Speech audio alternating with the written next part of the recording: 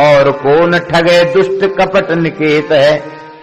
यही प्रकार ते बंद करी यंत्र मंत्र ते कील, कियो भूमिगत युक्ति ते ने कौ दई न ढील। यही प्रकार ते बंद करी यंत्र मंत्र ते कील, कियो भूमिगत युक्ति ते ने कौ दई न ढील।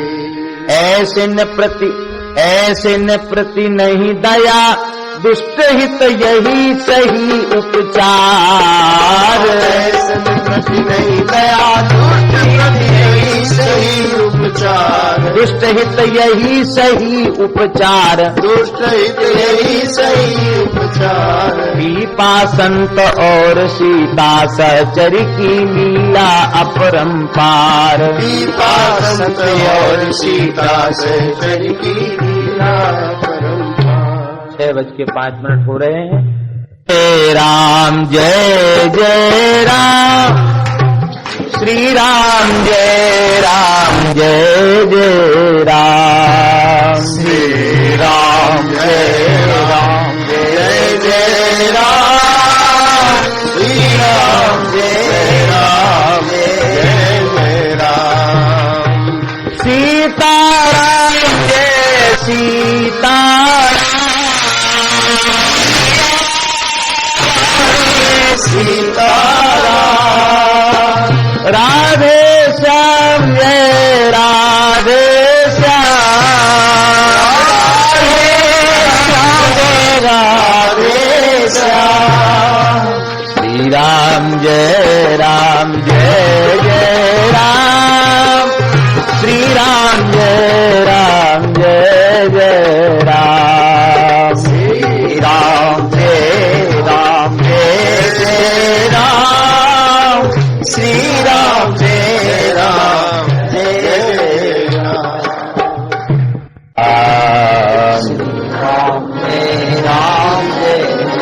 राम। श्री राम जय राम जय जय राम। राम जय राम जय जय। मैं तो क्या कर। श्री राम जय राम जय जय राम। श्री राम जय राम जय जय राम। श्री राम जय राम जय जय राम। श्री राम जय राम जय जय राम। सीताराम जय सीताराम, सीताराम जय सीताराम।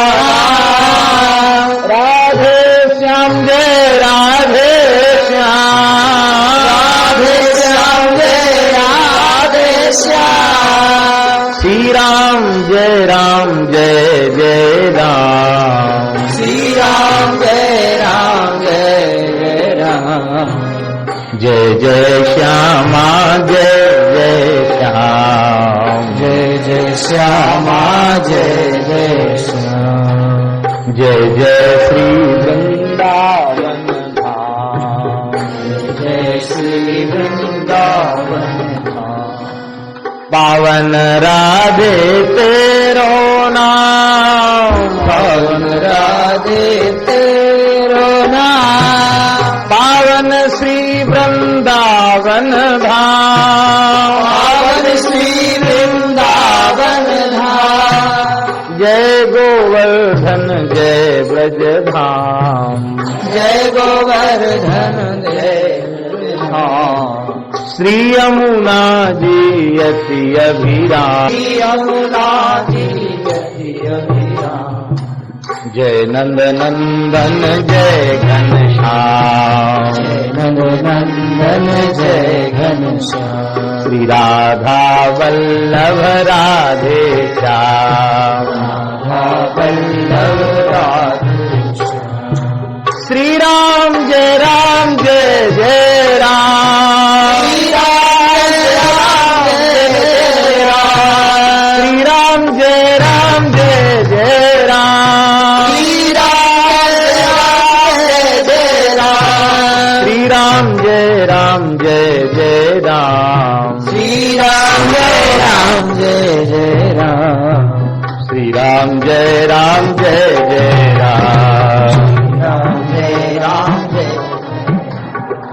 राम जय राम जय जय राम, श्री राम जय राम जय जय राम, श्री राम जय राम जय जय राम, श्री राम जय राम जय जय राम, श्री राम जय राम जय जय राम, श्री राम जय राम जय जय राम, श्री राम जय राम जय जय राम, श्री राम जय राम जय जय राम, श्री राम जय राम जय जय राम, श्री राम जय राम जय जय राम, श्री राम जय राम जय जय राम, श्री राम जय सीताराम, सीताराम जय सीताराम, राधे श्याम जय राधे श्याम, राधे श्याम जय राधे श्याम, श्री राम जय जय राम, श्री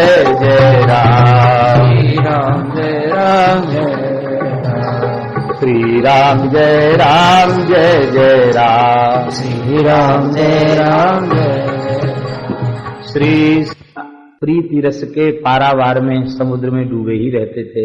आज की तिथि को अपने बाह्य कलेवर का परित्याग करके वे अपने सच्चिदानंदमय स्वरूप से श्री प्रियालाल जी की सन्निधि में पहुंच गए। महापुरुषों के तिरोधान महोत्सव मनाने की बड़ी महिमा है। भगवान ने कहा है, जो हमारे प्राण प्यारे भक्तों के उत्सव महोत्सव पृथ्वी पर मनाते हैं, उनमें जो सम्मिलित होते हैं, उनमें जो भाग लेते हैं, उन भाग्यशाली भक्तों के नाम से मैं अपने नित्य धाम में महोत्सव मनाता हूं। ऐसा भगवान का वाक्य है। मेरे भक्त का जो है, उन भक्तों का महोत्सव मैं अपने धाम में मनाता हूं। हम लोग जितने यहाँ जाने अनजाने सम्मिलित भये हैं, सब ठाकुर जी के यहाँ सबका नाम लिख गया। जो भाई जी के उत्सव में आए हैं, सबका ठाकुर जी के दरबार में नाम पहुंच गया। सबका वहां उत्सव महोत्सव मनाया जाएगा। एक समय ऐसा आया, भगवान के परम धाम गमन के पश्चात तद्दिनात् कलिरायातः सर्व साधन बाधका। भगवान के परम धाम गमन के पश्चात तद्दिनात् एव, उस दिन से आप भी विराजे, भैया जी भी बैठे यहाँ तो सर्व साधन बाधका। उसी दिन इस धरती पर कलिकाल आ गया। संपूर्ण साधनों को बाधित करने वाला कलिकाल उसी दिन धरती पर आ गया, जिस दिन भगवान ने इस पृथ्वी को छोड़ करके अपने धाम में गमन किया। कलिकाल के प्रचंड प्रभाव में क्या हुआ? कली दावा नले नाद्य साधनम भस्मतांगतम। कली की भयंकर आग में सारे साधन भस्मसात हो चुके हैं। अस्पृश्या अनवलोक्यायम शेष वार करी धरा, वर्षे वर्षे क्रमात् जाता मंगलम नाथ दृश्यते।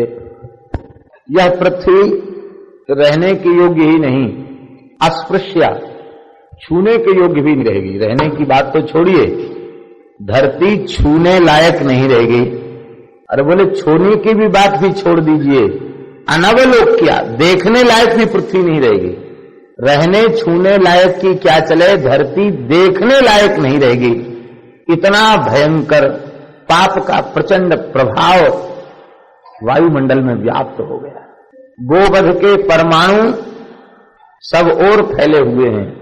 परम श्रद्धेय पूज्य श्री भाई जी ने, बाबू जी ने प्रधानमंत्री इंदिरा को एक पत्र लिखा था, वो पत्र भी प्रकाशित है।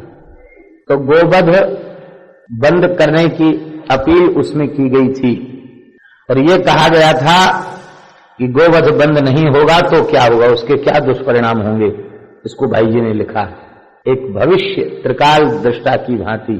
गोवध बंद न होने पर कैसी कैसी समस्याएं उत्पन्न हो सकती हैं, उन सब बातों को भी पूज्य भाई जी ने उस पत्र में उल्लेखित किया। तात्पर्य हमारे कहने का ये है कि संसार की स्थिति बड़ी विकट हो चुकी है। उस काल में भक्ति महारानी को रुदन करते हुए देख करके, उनके पुत्र ज्ञान और वैराग्य की जर्जर अवस्था को देख करके नारद जी ने भक्ति के महात्म्य को, भक्ति को ही सुनाया और कहा, हे देवी, तुम अपने मन में तनिक भी दुख मत करो। कलिना सदृशः कोपी युगो नास्ति वरानने तस्मिस्त्वां स्थापयिष्यामि गेहे गेहे जने जने। कली से श्रेष्ठ कोई युग नहीं है, इसलिए हे देवी, हे वरानने, हे सुंदरमुखी, हे भक्ति महारानी, इस घोर कलिकाल में मैं तुम्हारी घर घर और जन जन में स्थापना कर दूंगा। तस्मिस्त्वां स्थापयिष्यामि गेहे गेहे जने जने। और मान लो मैं ऐसा नहीं कर सका तो बोले तदा नाहं हरेर दासो लोके त्वां न प्रवर्तये। यदि घर घर और जन जन में मैंने तुम्हारी स्थापना नहीं कर दी तो मैं भगवान का सच्चा दास नहीं। भक्ति महारानी इतनी गदगद हो गई, इतनी गदगद हो गई नारद जी के इस औदार्य पर, इस करुणा पर, इस कृपा पर। भैया माताओं से निवेदन है, कोई आगे नहीं। क्या कह रहे थे? मैं श्री हरि का दास भी नहीं यदि मैं को घर घर स्थापना न कर। हाँ, तो श्री भक्ति महारानी इतनी प्रसन्न हो गई, इतनी प्रसन्न हो गई नारद जी की कृपा करुणा पर, उनकी औदार्य पर, उनकी दया पर इतनी कृतज्ञ हो गई भक्ति महारानी कि नारद जी की प्रतिज्ञा को सुनकर भक्ति महारानी ने भी प्रतिज्ञा कर ली। न कदाचित विमुंचामि चित्ते स्थास्यामि सर्वदा। हे नारद जी, किसी भी अवस्था में, किसी भी क्षण में मैं तुम्हारे पवित्र चित्त का परित्याग नहीं करूंगी। मैं सदा सर्वदा अटल होकर तुम्हारे हृदय में विराजमान रहूंगी। इसका तात्पर्य क्या है?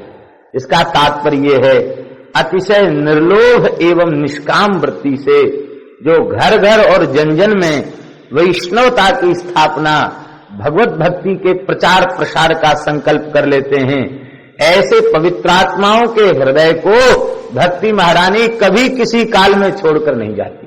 नारद जी के लिए प्रतिज्ञा की ना। संसार के झूठे लोग जिनके बारे में गोस्वामी जी ने कहा, झूठ ही लेना झूठ ही देना, झूठ ही बोले झूठ चबेना। ऐसे लोग क्या कह जाएं, क्या सुन जाएं, उनकी कहने सुनने की कोई महिमा नहीं है। वो आकंठ गंगा जी के जल में खड़े होकर के भी कुछ प्रतिज्ञा पूर्वक कह दें तो ही उनकी बात विश्वास के योग्य नहीं है।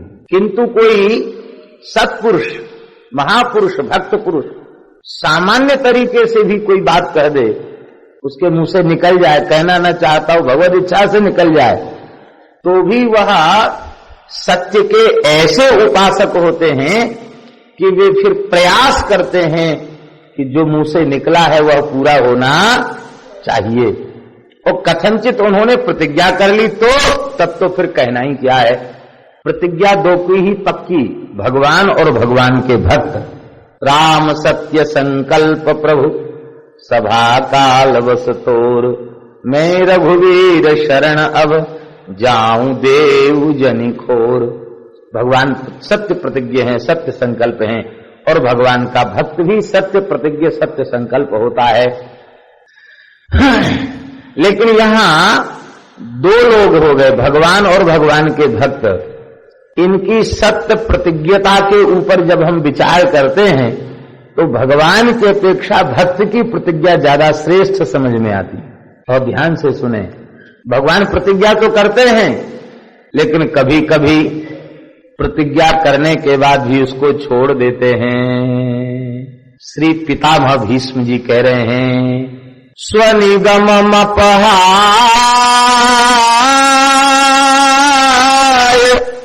मत प्रतिज्ञा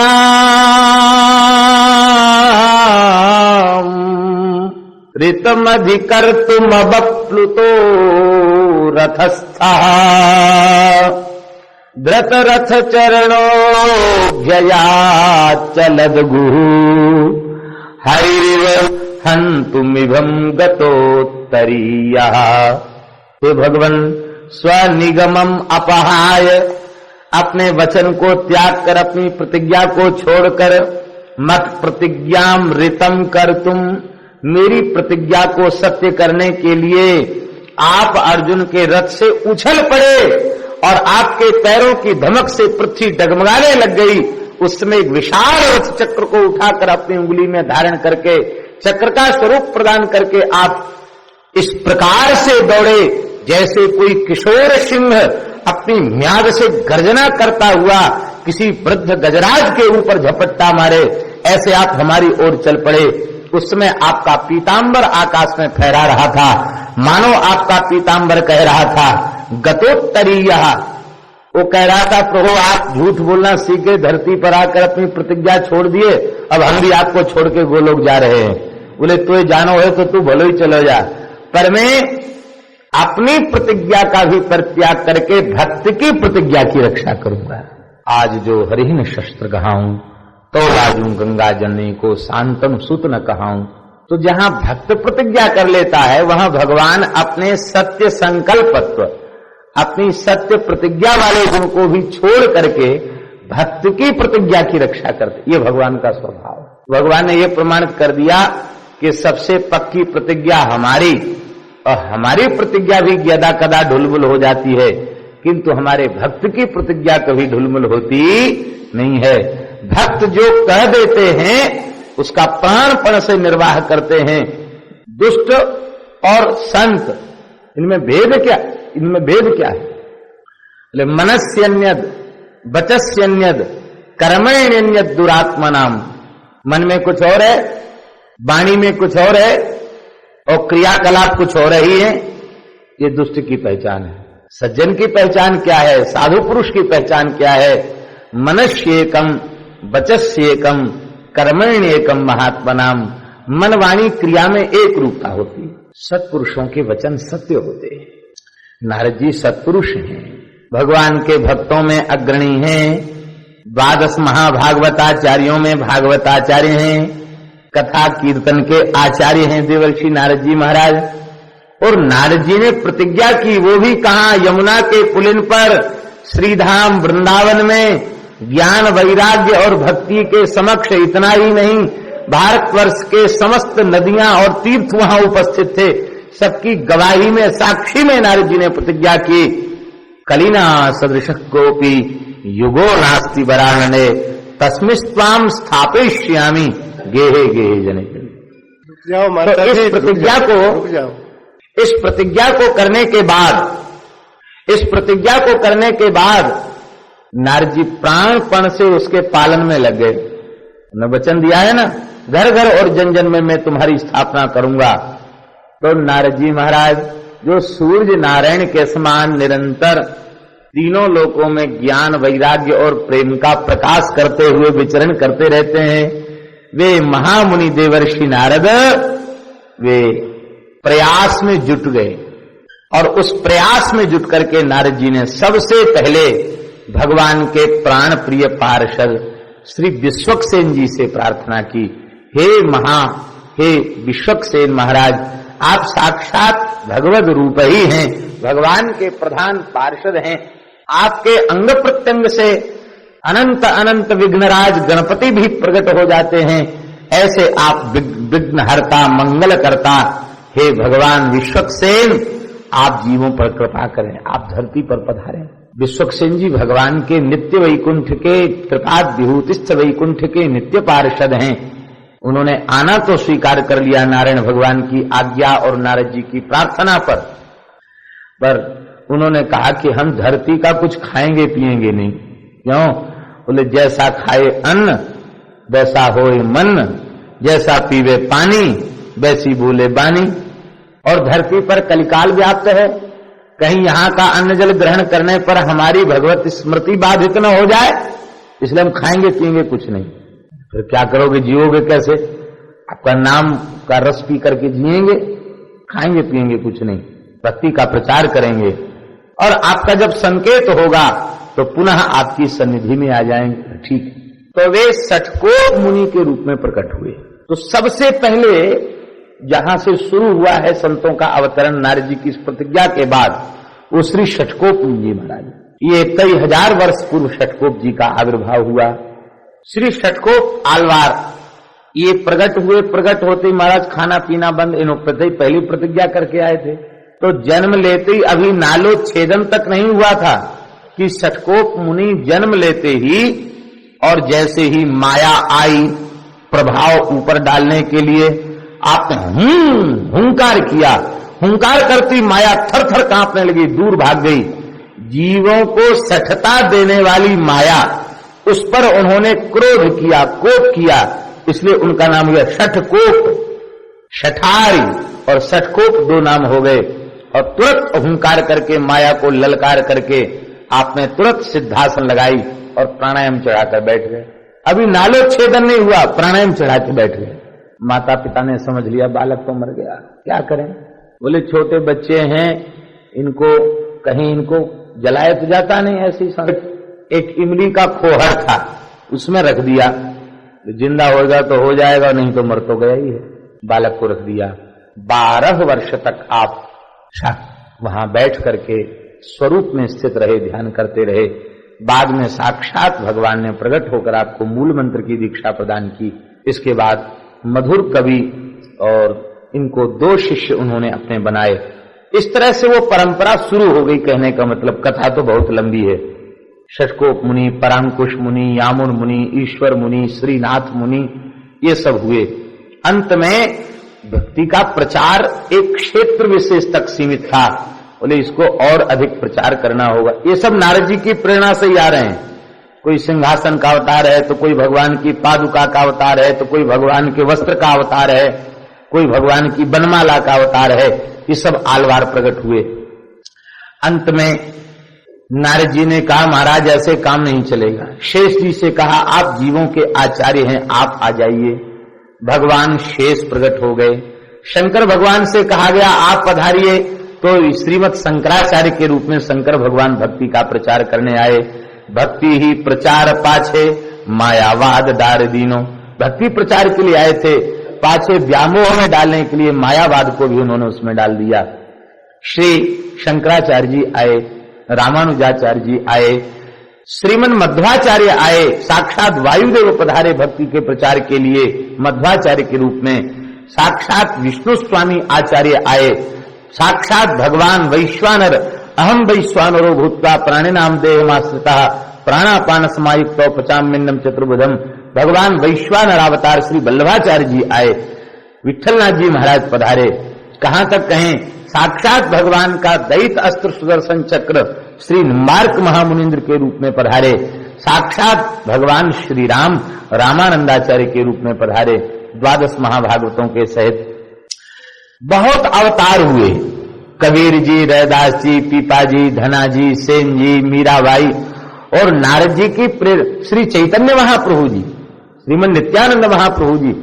कहने का तात्पर्य है वो जो विष्णु चित्ती स्वामी षटकोप मुनि से जो काल शुरू हुआ था, वो वहां से चल करके भक्ति काल तो साहित्य का एक ऐसा काल है जहां संतों की बाढ़ आ गई। सिद्धों से ये भारतवर्ष खचाखच भरा हुआ था।